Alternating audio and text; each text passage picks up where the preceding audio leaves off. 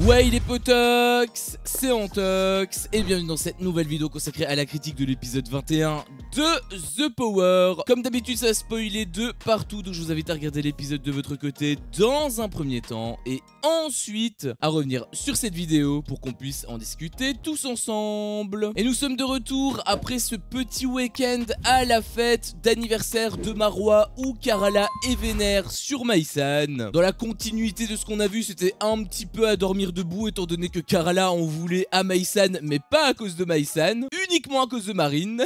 Comme dans l'épisode d'avant, Karala en voulait à Maïsan que Marine ait partagé l'indice avec Shona et que Maïsan ne l'ait pas partagé avec elle. À dormir debout, je t'ai dit. Et donc finalement, pour la calmer, Maïsan lui révèle le faux indice. Elle s'en était un petit peu doutée d'ailleurs. Et elle lâche que c'est la photo d'une boîte de nuit. Je sais pas si tu te souviens, mais Marine, quand elle avait partagé l'indice avec Shona, elle avait pas dit que c'était la photo d'une boîte de nuit, elle avait dit que c'était une boule disco. Là déjà on n'est pas trop en raccord sur les versions, mais au moins ça a le mérite de calmer les ardeurs de Karala. Et top 1 minute 40. Donc Karala finit par sortir de la chambre et Nicolo est entré à son tour et il m'a tué de rire parce qu'il avait dit c'est fini les vacances à Saint-Trope avec elle. Ensuite ils étaient en train de discuter un petit peu tous les trois, c'est-à-dire Marine, Maïsan et Nicolo. Et Nicolo avait dit qu'il était persuadé que c'était Karala le power player. Alors j'ai trouvé ça extrêmement bizarre parce que il y a un ou deux épisodes, je me souviens plus exactement, on avait même eu un cliffhanger sur ça où on voyait Nicolo clairement un petit peu menacer Maïsan. Il l'avait pas dit explicitement mais on comprenait dans son regard, dans son sourire qu'il ciblait clairement Maïsan. Il savait que c'était elle le power player et du coup pourquoi est-ce qu'il décide de changer d'avis maintenant? En plus, il a même révélé à Maïsan que s'il est la cible, il la désignerait elle et Shona comme power player. Donc il a fait entre guillemets du chantage dans le sens où si jamais Karala et Shona, parce qu'il est sûr que c'est elle, si jamais Karala et Shona les désignent comme cible, il n'hésitera pas une seule seconde à les pointer du doigt elle en tant que power player. En gros, il était un petit peu en train de menacer Karala et Shona, soit c'était une autre cible, soit si c'était eux les cibles, c'était elle qui dégageait. Alors ça aurait pu être une bonne stratégie, sauf que Nicolo c'est un petit peu précipité je trouve, puisque de toute façon ce n'est pas elle les power players, il est en train de leur parler en fait, et donc le fait qu'il ait dévié de suspect, pour moi c'est une très mauvaise stratégie pour la simple et bonne raison que ça peut être un argument pour les power players de le désigner en tant que cible, à moins que ce soit vraiment genre une double stratégie en mode double brain dead, psychologie inversée contre Uno, tout ce que tu veux, mais j'y crois pas des masses Suite à ça, Nicolo sort à son tour de la pièce, laissant Marine et Maïsan seules. Elles discutent donc un petit peu entre elles, en tout cas tentent de discuter parce que ça partait dans tous les sens. Elles voulaient toutes les deux partir en même temps, elles ont même dû utiliser la technique du Shifumi pour se départager, c'est à dire le niveau. Et donc la première à parler était Maïsan qui disait qu'elle voulait cibler Karala et Shona, donc sa meilleure amie. Elle disait qu'elle voulait la cibler parce qu'à aucun moment elle n'aurait douté de elle et donc c'était un petit peu une semaine gratuite, exactement comme Yael avait fait. Mais Marine cette fois elle s'est pas laissée faire et elle a même contre-attaqué puisque elle forcément elle a pas envie d'éliminer Shona, c'est sa meilleure pote de l'aventure. Et donc elle disait qu'elle voulait plutôt mettre Nicolo et Gab, c'était une occasion en or justement de faire péter le trio. Peut-être qu'elle a été influencée par ce que Nicolo a dit juste avant. Et Maïsan du coup refuse parce qu'elle aime bien Gab. Et là Marine, elle t'a lâché un petit coup de pression comme ça. Elle lui dit qu'elle est obligée de faire ça parce que dans tous les cas, dans moins de 24 heures, toute son alliance sera au courant. Maïsan du coup était choquée et Marine avait même dit que dans tous les cas, elle s'en foutait parce que même si elle était éliminée, dans tous les cas, elle aurait vengé sa sœur. Depuis quand Marine est vicieuse comme ça, mais... Ensuite, Marine descend dans le salon et elle tente de parler à Nicolas, sauf qu'il est toujours un petit peu remonté. Bon, en réalité, c'est un personnage, c'est uniquement pour tirer sur la corde sensible, de sorte à ce que Marine lui révèle l'indice. C'est uniquement par intérêt qu'il fait ça, Nico avait même dit, c'est pas Shona qui a fait tout pour venger ta sœur, bah c'est pas toi non plus. Et Nico finit par céder, donc il s'isole avec Marine pour discuter. Marine en interview avait dit, je suis persuadé que si lui a le pouvoir, il me l'aurait dit dès le premier jour. On a besoin de toi Pascal. Ah ouais non c'est vrai, il est éliminé. Et donc Marine lui annonce la bombe et Nico a tiré une de ses tronches. En plus derrière, Marine révèle révèle à Nico que Maïsan veut éliminer Karala. Il était mort de rire. Bref, le plan de Marine, c'est que Karala et Shona font croire que c'est elles les power players, un petit peu comme Kumba avait fait pour Pascal, de sorte à ce que Nicolo et Gab pensent que c'est elles les power players et que du coup Marine et Maïsan puissent les éliminer tranquillement. Suite à ça, Nicolas conclut cette discussion en disant « T'es en train de me dire que ton destin est entre mes mains ». Marine a un petit peu confirmé, en même temps elle a lâché le morceau donc elle est complètement bloquée. Et du coup Nicolas la prend dans ses bras et lui fait un câlin. Il lui fallait juste ça pour se sentir bien, savoir qu'il a de l'emprise sur quelqu'un. Après Nicolas m'a quand même fait à moitié plaisir parce qu'il disait qu'il révélerait rien à Marois, il resterait fidèle à son alliance. Donc tous les doutes qu'on pouvait avoir sur son changement d'alliance, sa sincérité, son honnêteté, bref tout ça, au final tout est balayé, donc il reste avec son clan. Et je dis que ça m'a fait à moitié plaisir parce que en réalité je pense que s'il a rechangé de clan, c'est uniquement parce qu'il sent le vent tourner, il sait qu'il a entre guillemets le pouvoir parce qu'il a le power player avec lui et donc il sait qu'il a un shot pour briser le trio. En d'autres termes, il veut juste tenir avec le plus fort. Quoi qu'il en soit, après ce petit moment, le jeu reprend parce que oui, le jeu est toujours en cours et donc il y a 5 cartes disséminées dans la maison. Pour en obtenir une, la voix va donner une énigme. Donc cette énigme va te guider vers la carte et le binôme à récolter le plus de cartes remporte cet indice. Maïsan, comme d'habitude, pétait plus haut que son cul en disant qu'elle était forte en énigme. Ça c'est pour pas changer hein. Après Nico m'a quand même fait hurler de rire car il avait dit « Mais oui, comme d'hab, t'es forte en tout hein. » Et donc l'énigme 1 est la suivante. Pour être à la page, il faut se rapprocher de la 8e lettre de l'alphabet. Il se rue donc quelque part, on ne sait pas où. Gab m'avait d'ailleurs un petit peu fait rire car il avait compté sur ses doigts pour les lettres de l'alphabet. Son aventure avec Vivian a déteint sur lui. Et après un peu de recherche, finalement c'est Nicolas qui découvre la première carte. Enfin, il a découvert complètement au pif. Du coup, Nicolas se foutait un petit peu de la gueule de Maïsan. Elle avait la haine.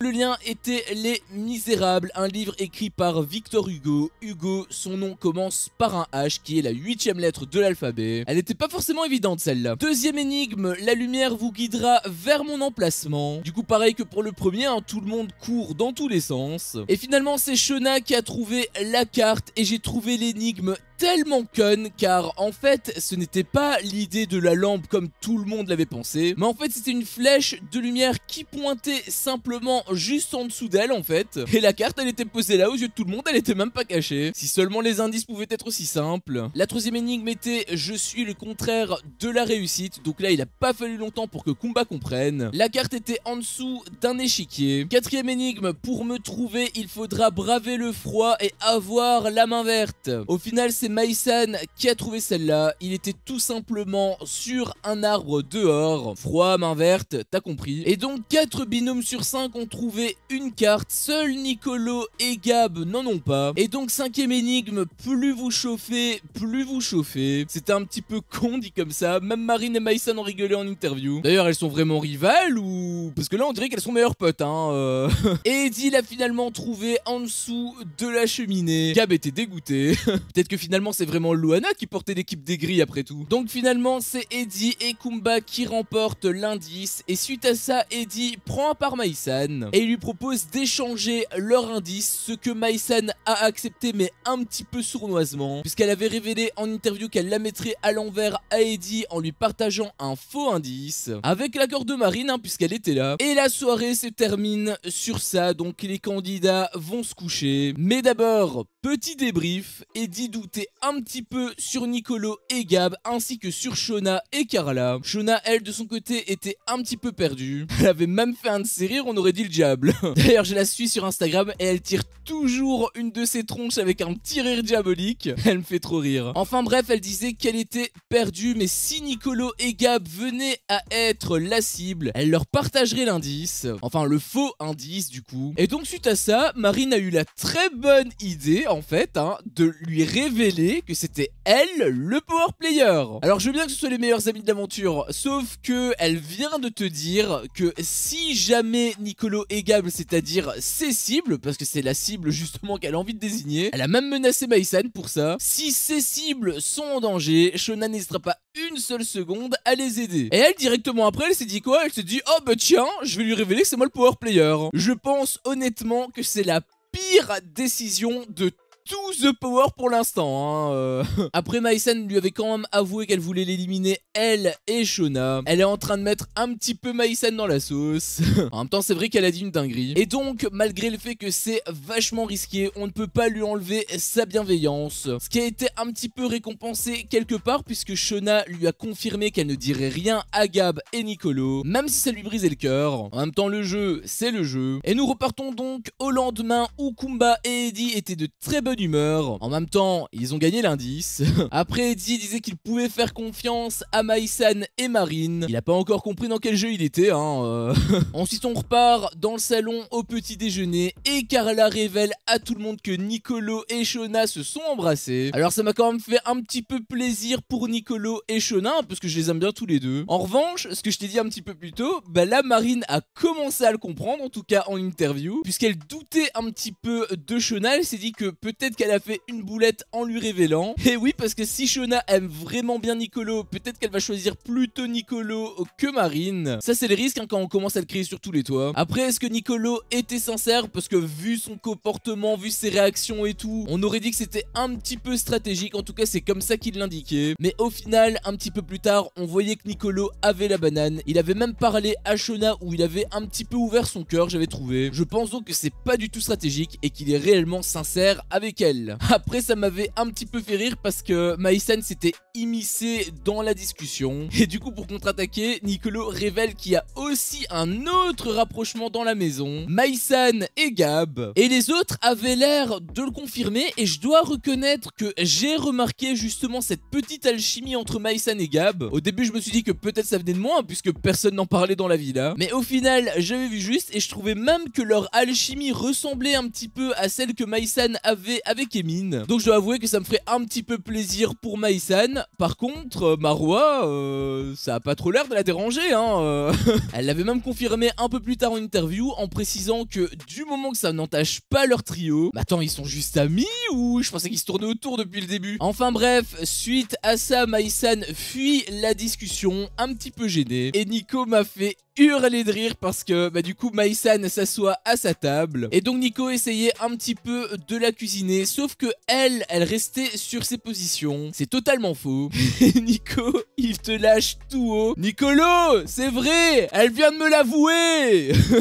Bref, pendant que elles vivent leurs histoires de cœur, t'as Marine qui est à côté un petit peu en stress. Shona répétait qu'il n'y avait aucune crainte à avoir, elle sait différencier le jeu de la réalité. Et là, je dois t'avouer que un truc m'a tiqué, parce qu'on avait vu plusieurs interviews pendant l'épisode, que ce soit du côté de Marine ou du côté de Shona, qu'il n'y avait aucune crainte à avoir, que Shona ne la mettrait jamais à l'envers à Marine, que Shona savait différencier le jeu de la réalité. Et tu veux que je te dise, la multitude de ces interviews me font croire à un petit remake de Pascal, c'est-à-dire qu'on te bombarde d'interviews pour te dire t'inquiète, il y aura rien, alors que en réalité c'est tout l'inverse qui va se produire. Là on va pas se mentir, c'est un petit peu tôt étant donné que la cible n'est même pas désignée, mais rien qu'avec ça, je sais déjà à quoi m'attendre. Et puis nous sommes de retour au salon où Marwa a un petit peu taclé Carla en la piquant sur le fait qu'elle essayait toutes ses tenues avant son départ. C'était assez drôle. Et après, les suspicions tournaient autour de Carla et Shona, sauf que Maïsan avait affirmé que ce n'était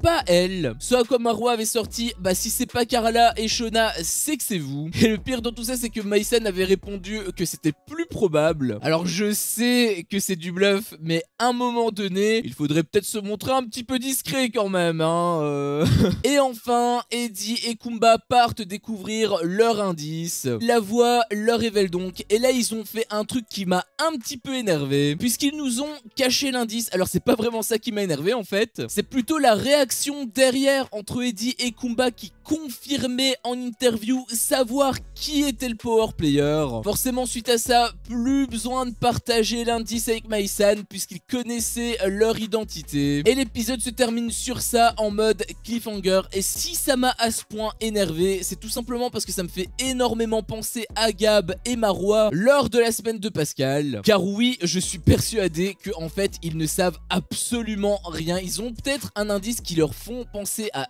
une personne en particulier et du coup ils sont sûrs d'eux, mais je suis convaincu que en fait ils sont complètement à côté de la plaque. Et j'en ai pour preuve le simple fait que quand la voix leur révèle l'indice et que du coup Eddie fait sa tête de choqué, il demandait à Kumba s'il devait le partager avec Mai-san, chose d'ailleurs qu'elle avait refusée, mais il a quand même demandé à Kumba s'il devait le partager avec Mai-san, alors que s'il savait que c'était vraiment Mai-san, jamais il l'aurait demandé en fait. Donc je suis persuadé que en fait ils sont sur une mauvaise piste. Sauf que la prod te tourne ça sur un cliffhanger. Bref, c'était mon avis sur cet épisode, un épisode qui était assez moyen, je dois le reconnaître. Alors déjà, le début d'épisode, après ce week-end, tu as Carla qui pétait un plomb et on savait pertinemment, en tout cas moi je le savais, que ça allait pas aller très loin. Preuve en est, ça a duré peut-être 1 minute 40 à tout casser. Bon, il y a quand même eu le jeu d'enquête, ça c'était quand même assez cool, sauf que c'était la seule bonne chose de l'épisode, puisque après, tu as eu des discussions et des révélations de la part de Marine. D'ailleurs, entre toi et moi, je trouve que Marine commence vraiment à faire beaucoup trop de bruit sur le fait que c'est elle le power player. Elle commence à le dire à tout le monde et je sais que c'est ses alliés, sauf qu'à force, ça peut se retourner contre elle. D'ailleurs, pour moi, elles vont être éliminées juste à cause de Shona.